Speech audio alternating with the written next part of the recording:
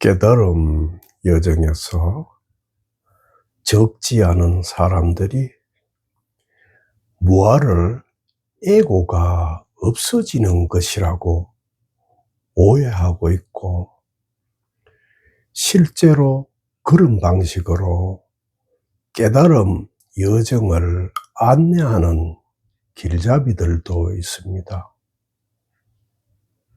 그리고 깨달음 여정에서 보면 간혹 자신에게 에고가 있는 것이 들킬까봐 전전긍긍하는 이들의 우스운 행태도 가끔 목격이 됩니다.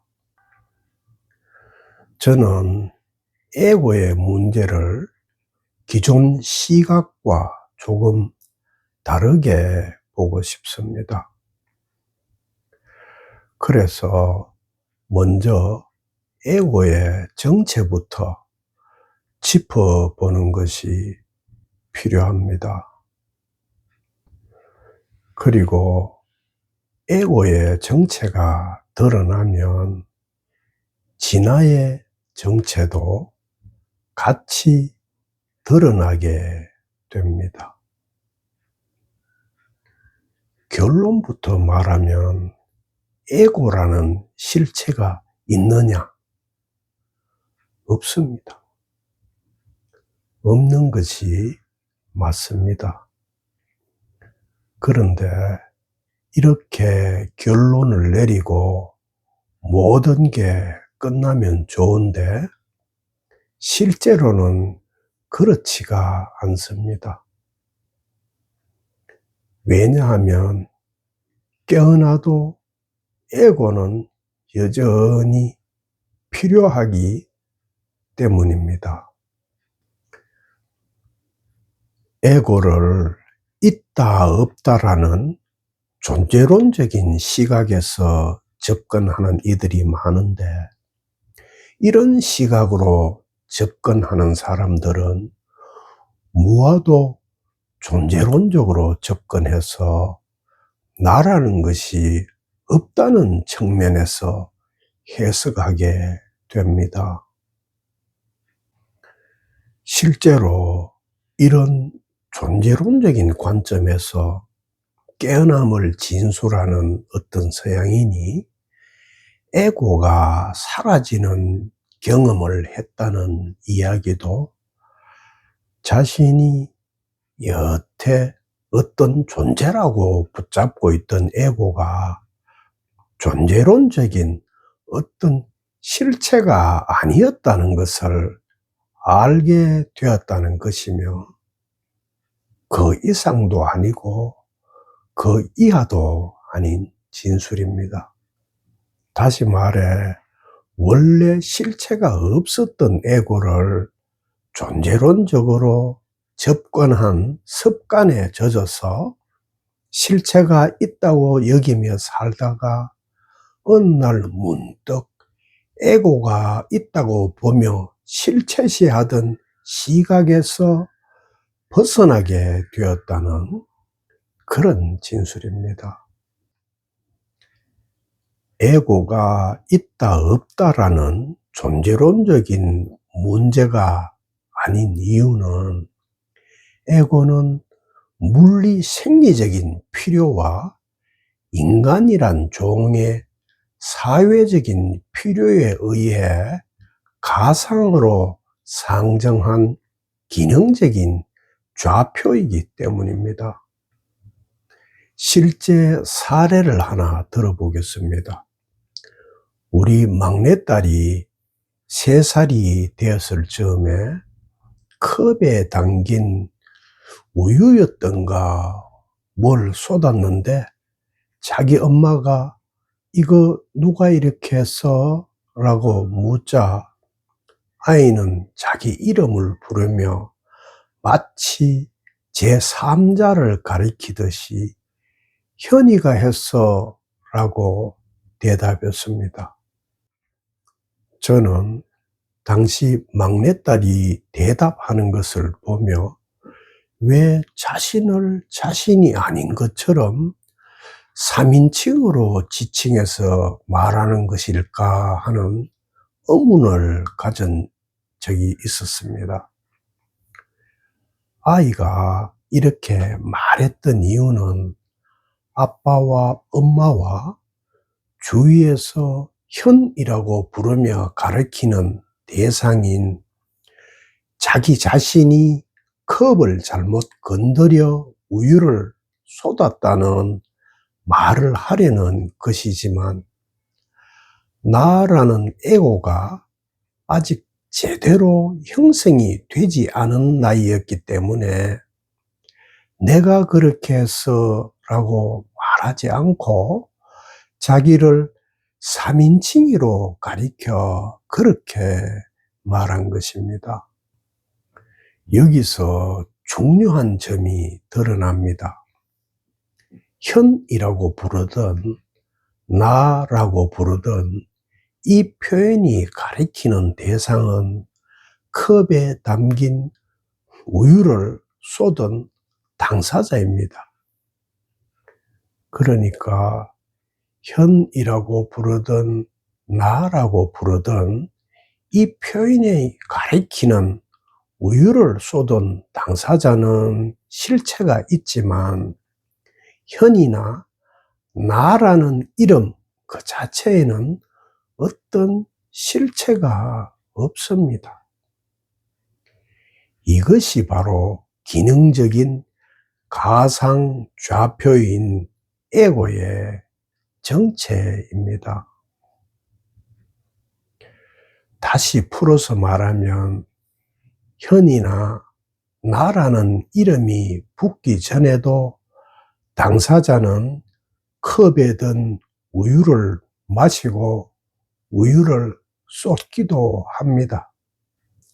하지만 현이나 나라는 이름에 어떤 실체가 있어서 그것이 우유를 마시고 우유를 쏟기도 하는 것이 아니라 현이나 나라는 이름이 가리키는 그 실체가 우유를 마시고 우유를 쏟기도 하는 것입니다. 그런데 어떤 이들은 현이나 나라는 이름이 가리키는 실체까지 없는 것이라고 주장하는 이들이 있습니다. 현이나 나라는 이름이 실체가 아닌 것이지, 현이나 나라는 이름이 가리키는 당체까지 실체가 없는 것이 아닙니다. 이런 부분을 여러분이 잘 관찰해서 무엇이 진실인지 스스로 제대로 보아야 남들에게 속지 않습니다. 말을 배우기 전에도 아이는 아직 나라는 이름을 붙이지는 않았지만 먹고 마시고 오감 지식되는 일상생활을 하면서 자기 몸을 기준으로 은연중에 원초적인 물리 생리적인 경계를 경험하게 됩니다. 물리 생리적인 경계에서는 우유를 마시는 행위는 우유가 몸 바깥에서 몸 안으로 들어오는 사건이지, 우유가 원래 우유를 마시는 당사자와 불이었던 것은 아닙니다. 이 부분을 좀 더 자세하게 풀어보겠습니다. 나라는 것이 아직 제대로 형성되기 전에 아이는 주위에서 일어나는 모든 경험이 펼쳐지는 변하지 않는 바탕으로 있는 알 수 없는 어떤 동일성을 체험합니다. 이렇게 모든 경험이 펼쳐지는 변하지 않는 바탕, 모든 모양이 등장하는 처음이 일어나는 바탕인 이 일이 우리가 말하는 깨달음이고 진짜 자아인 진화입니다. 그런데 이렇게 그냥 온통으로 하나였던 처음이 아이가 말을 배우면서 주변 환경과 구별되는 개체성을 가진 개별 당사자로서 자리매김을 해야 하는 상황에 부딪히게 됩니다.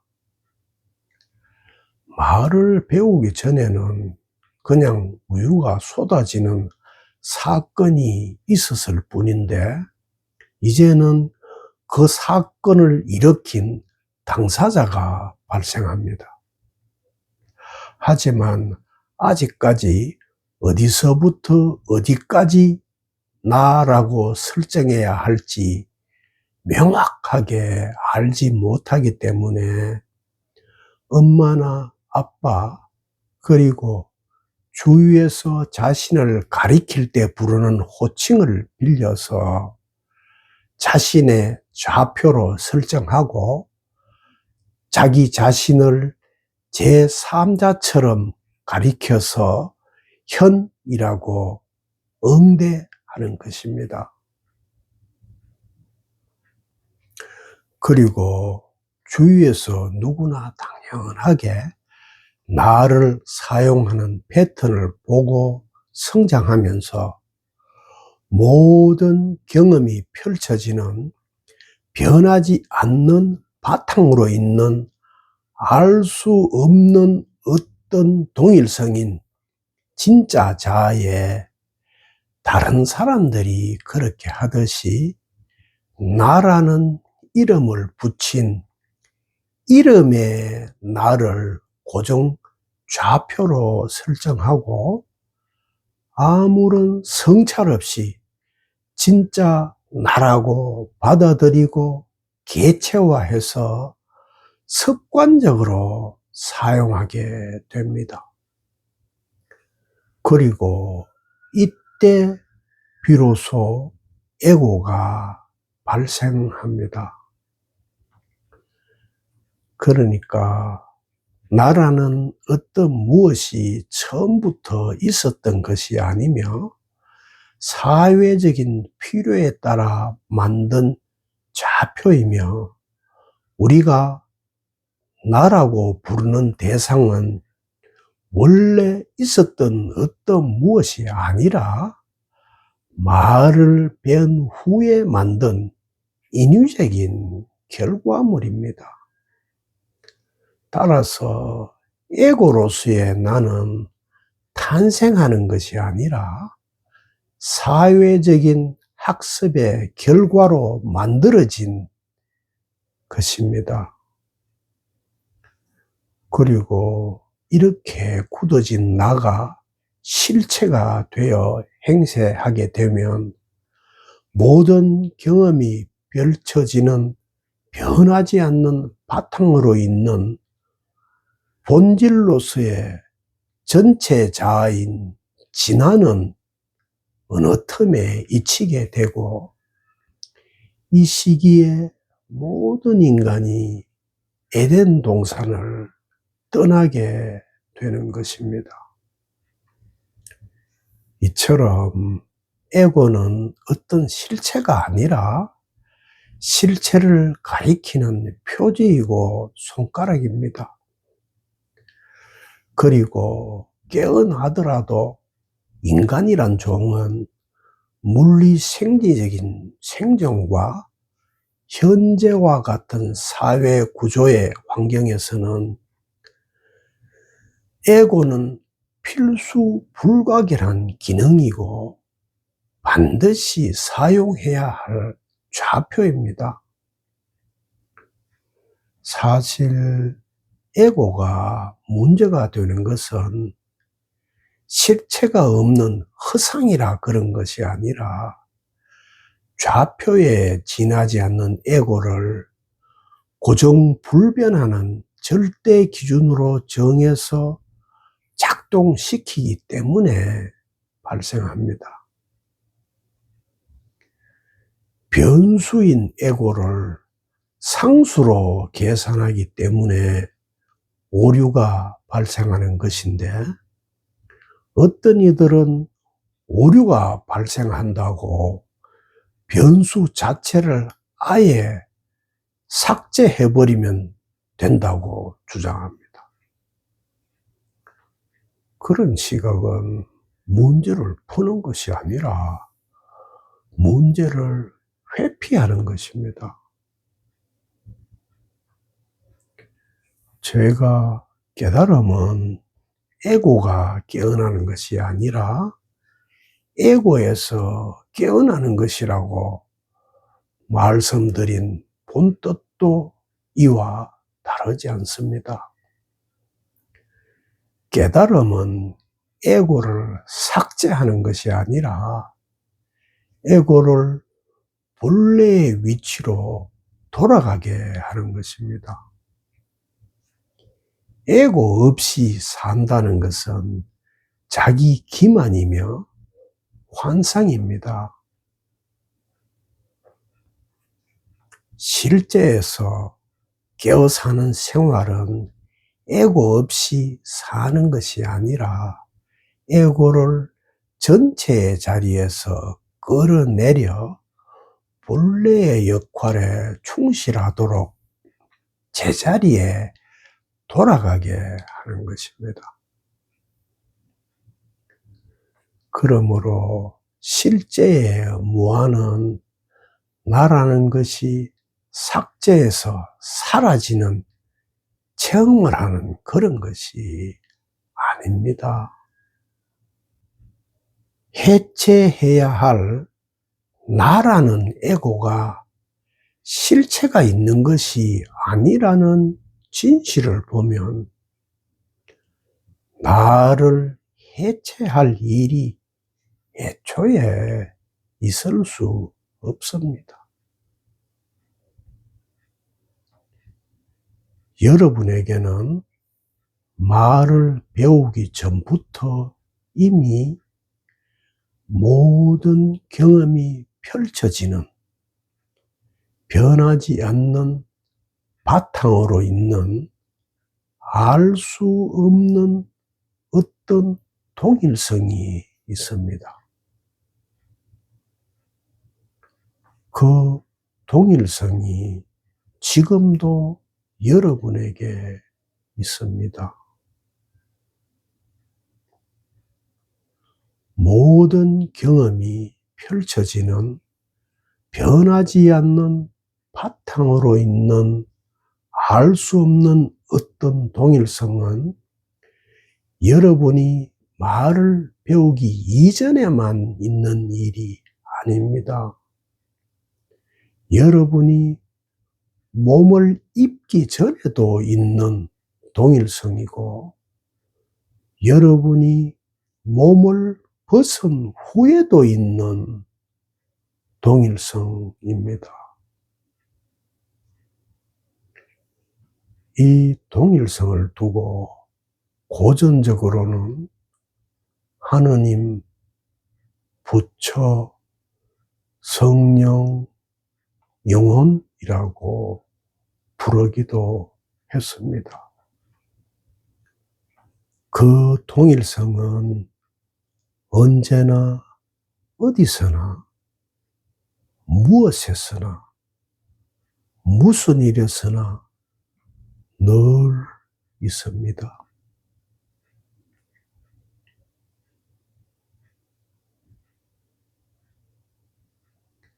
지금도 여기에 이렇게 있습니다.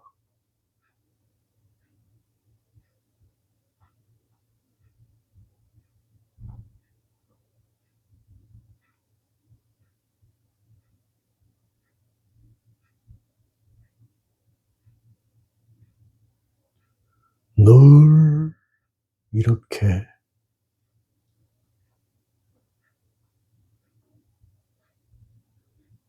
있습니다.